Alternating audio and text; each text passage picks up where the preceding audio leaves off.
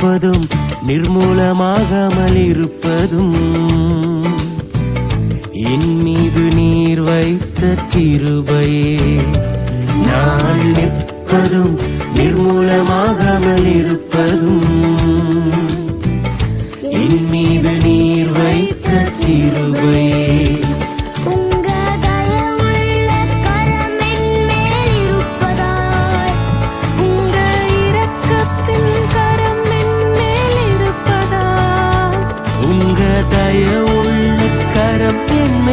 இருப்பதா உங்க இரக்கத்தின் கரம்